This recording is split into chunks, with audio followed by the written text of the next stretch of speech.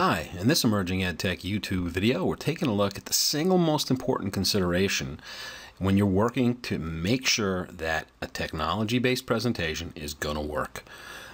What's the most important thing to know to prevent technology problems during a lecture or any type of presentation you're going to deliver using today's computers or tablets? And won't be too long before we're connecting smartphones to projectors to do presentations as well. So here's, from my perspective and experience, the number one tip you really need to keep in mind.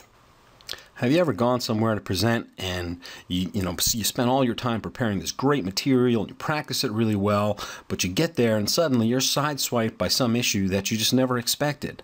You had no reason to expect your DVD wouldn't play, or nobody could hear your video, or the computer that you were using wouldn't open a file, or you can't get to the internet site you have to share.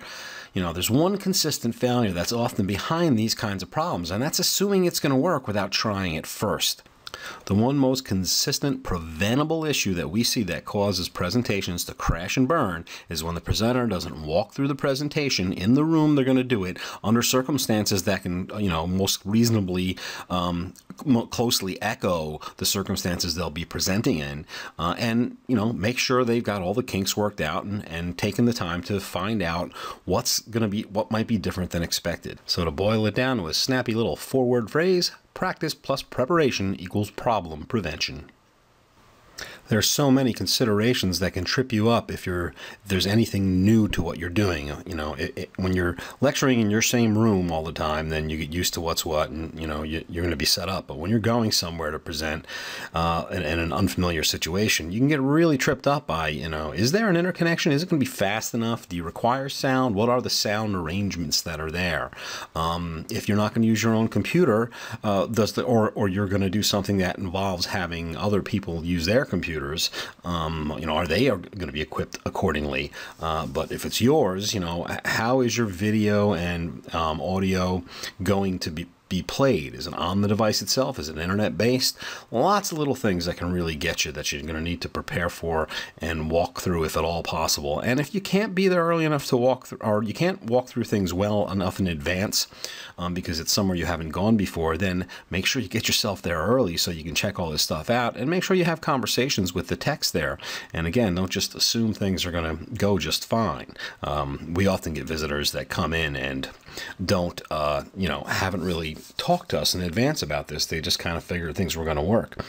Additionally, just because you've worked somewhere before, if you're going back to a lecture hall or room you haven't been in a while, or there's a place where you tried something and it worked, it worked when I was here last year, it's worth a little bit of prevention and a little bit of effort to have a conversation, or again, ideally, if you can go to this place and try this out beforehand, to really make sure that everything is going to work as expected. So if it's at all possible, here's what you need to do if you want to, put yourself in the best possible position for success.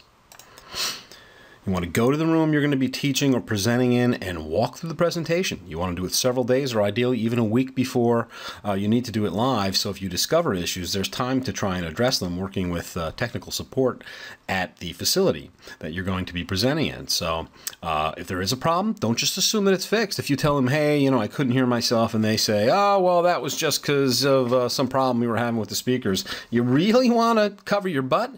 Get there after they say it's fixed and make sure it is. Ideally, double check it again in the morning, if at all possible. Just make sure nothing's changed, because that does happen from time to time too. That, oh, guess what? We had a major change to our operating systems, to our internet connections, to whatever, 2 days ago or yesterday or whatever. So again, this is just maximum butt coverage, but this is how you do it to really make sure. And of course, again, if you are traveling somewhere that you just can't get to ahead of time, have those conversations ahead of time. Get there as early as you can, so there's time for technical support to come to you and help you out with the problem. So here you have it. Test, test, test. Don't just assume, walk through it, do that testing. And last but not least, it's worth keeping in mind that all the prep in the world isn't going to prevent every kind of possible problem. There's other things that can get you too. So if you come on out to Emerging EdTech, and there's a link here, which is also right in the top of the description for the video, and read the full article, we've got more tips to help you take some preventive actions and make sure that you are positioned for success with your lecture or presentation. Good luck.